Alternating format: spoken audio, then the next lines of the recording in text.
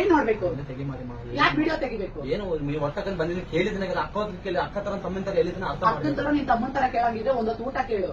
ಅಕ್ಕ ನನ್ನ ಹತ್ರ ದುಡ್ಡಿಲ್ಲ, 10 ರೂಪಾಯಿ ಬಸ್ ಚಾರ್ಜ್ ಕೊಡು ಅಂತ ಕೇಳು. ಅದನ್ನ ಬಿಟ್ಬಿಟ್ಟು ಕೂಲಿ ಮಾಡ್ಬಿಟ್ಟು ಸಂಪಾದನೆ ಮಾಡು. ದೇವ್ರಗಳನ್ನೆಲ್ಲ ಇಟ್ಕೊಂಡು ನೋಡಿ ಸ್ವಾಮಿ ಇವರು, ನೋಡಿ ಸ್ವಾಮಿ ಇವರು ರುದ್ರಾಕ್ಷಿ ಮಣಿ ಇದು ಏನೇನೋ ಇಟ್ಕೊಂಡೆ ಬಿಡು.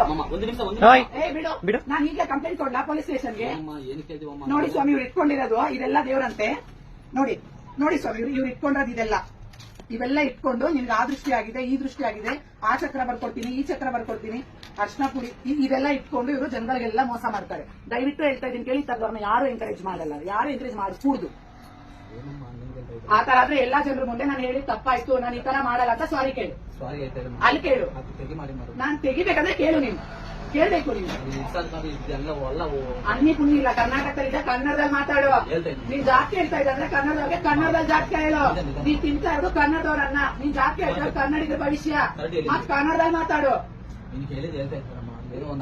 ಅಕ್ಕ ತರ ಆಯ್ತು, ಪುಕ್ಕ ತರ ಆಯ್ತು, ಜನಗಳಿಗೆ ನಾನು ಮೋಸ ಮಾಡ್ತಾ ಇದ್ದೀನಿ, ಇನ್ಮೇಲೆ ನಾನು ತಪ್ಪನ್ನ ಮಾಡಲ್ಲ ಅಂತ ಕೇಳ್ಕೊ ಕರ್ನಾಟಕ ಜನತೆಗೆ. ನೀನ್ ಮೋಸನೇ ಮಾಡಿದೀವಾಗ ನಾನು ಯಾಮಾರ 5,000 ರೂಪಾಯಿ ಕೊಟ್ಟಿದ್ರೆ ನಿಮ್ಗೆ ಹೇಳು. ಇವತ್ತು ನಿನಗೆ ಟೈಮ್ ಚೆನ್ನಾಗಿದೆ ನೀನು ಕೇಳಿದ್ದೀನಿ. ಇಷ್ಟೊತ್ತು ನಿನ್ ಟೈಮ್ ಚೆನ್ನಾಗಿಲ್ಲ, 1 ರೂಪಾಯಿ ದುಡ್ಡಿಲ್ಲ, ಕೋಳಿ ಕುಯ್ತಾರೆ, ರಕ್ತ ತಗೊಂಡೋಗಿದ್ದಾರೆ, ಕೂಟು ತಗೊಂಡೋಗಿದ್ದಾರೆ, ಮಣ್ಣು ತಗೊಂಡೋಗಿದ್ದಾರೆ, ಏನೋ ಮಾಡಿಸ್ಬಿಟ್ಟಿದ್ದಾರೆ, ನರದೃಷ್ಟಿ ಆಗಿದೆ, ಶನಿದೋಷ ಆಗಿದೆ ಅಂತ ನೀನ್ ತಾನೇ ಹೇಳಿದ್ರು. ವಯಸ್ಸಿನ ಪ್ರಶ್ನೆ ಅಲ್ಲಪ್ಪ, ನ್ಯಾಯ ಮಾತಾಡಕ್ ವಯಸ್ಬೇಕು ಅಂತಲ್ಲ, ನಾನು ನ್ಯಾಯ ಕೇಳ್ತಾ ಇರೋದು.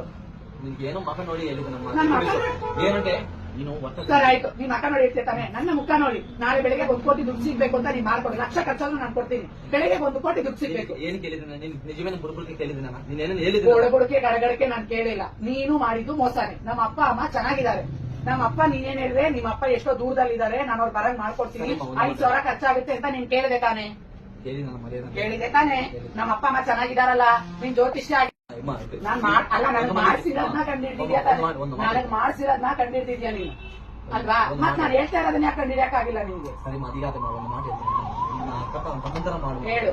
ಏನಂటే ನಾನು ಹುಟ್ಟಿದ್ರೆ ಬಂದಿದ್ದೆ, ನಾನು ಹುಟ್ಟ ಇದು ನಾನು ಎಣ್ಣೆ ಆಸ್ತಿ ನೀನ್ ವೃತ್ತಿ ಅದು ನಿಜಾಯ್ತಿ ಮಾಡು. ರೈತನ ವೃತ್ತಿ ಗದ್ದೆ ಕೆಲಸ ಮಾಡೋದು, ಹೊಲ ಉಳೋದು. ಅವ್ನು ನೀ ಹತ್ರ ಹೊಲ ಉಳ್ತಾನೆ. ಡಾಕ್ಟರ್ ಕೆಲಸ ನಿನ್ನ ಹತ್ರ ನೀರ್ ಕೊಟ್ರು ಪಾಪಾನೆ. ಡಾಕ್ಟರ್ ಕೆಲಸ ಪ್ರಾಣ ಉಳಿಸೋದು, ನಿಯತ್ತಾಗಿ ಪ್ರಾಣ ಉಳಿಸ್ತಾನೆ. ಇಂಜಿನಿಯರ್ ಕೆಲಸ ಮನೆ ಕಟ್ಟೋದು, ನಿಯತ್ತಾಗಿ ಮನೆ ಕಟ್ತಾನೆ. ನಿನ್ ವೃತ್ತಿ ಜ್ಯೋತಿಷ್ಯ ಅಂದ್ರೆ ನಿಯತ್ತ ಜ್ಯೋತಿಷ್ಯ ಹೇಳು. ಯಾಕಿಂದ ಜನರ ಹತ್ರ ಎಲ್ಲ ಕೊಡು ಬಡವ್ರ ಹತ್ರ ಎಲ್ಲ ಕಿತ್ಕೊಂಡು ತಿಂತಿ ಹೇಳ್ತಾರ. ಅಷ್ಟು ತಾಕತ್ತಿದ್ರೆ ಹೋಗಿ ನಮ್ಮ ಪ್ರೈಮ್ ಮಿನಿಸ್ಟರ್ ಹೋಗಿ ಹೇಳಯ್ಯ ಜ್ಯೋತಿಷ್ಯನ, ಮಹಾರಾಜರಿಗೆ ಹೋಗ ಹೇಳಯ್ಯ ಜ್ಯೋತಿಷ್ಯನ. ನಮ್ಮಂತವ್ರಿಗೆಲ್ಲ ಯಾಕೆ ಹೇಳಪ್ಪ, ನಾವು ಕರ್ದ್ವ ನಿನ್ನ? ನೀನೇ ಯಾಕೆ ಬಂದೆ? ಅಕ್ಕ ತರ ಅಕ್ಕ ಅವ್ರಪ್ಪ ಓಡಾಡಿದ್ದಾರೆ ಅಂತ ಹೇಳ್ತೀಯ ನೀನು?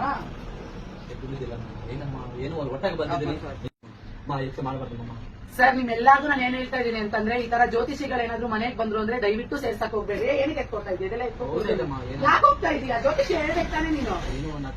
ಅಕ್ಕ ತರ ಅಲ್ಲ, ನೀನ್ ಹೇಳಿದ್ ನಿಜಾನಾ? ಹೊಟ್ಟೆ ಪಾಡ್ಗೋಸ್ಕರ ತಾನೇ ಬಂದೆ. ಮತ್ ಹೊಟ್ಟೆ ಪಾಡಿಗೆ ಇಷ್ಟು ಚೆನ್ನಾಗಿದ್ದಲ್ಲ, ಮೈಕೈ ಗಟ್ಟಿಗಿಲ್ಲ, ದುಡಿಬೇಕಾಗಿತ್ತು ನೀನು. ವೃತ್ತಿ ತರ ಅಂದ್ರೆ ನಿಜವಾಗಿ ನಿಜಾಯ್ತಿಯಾಗಿ ಮಾಡ್ರಿ ನೀವೆಲ್ಲಾನು.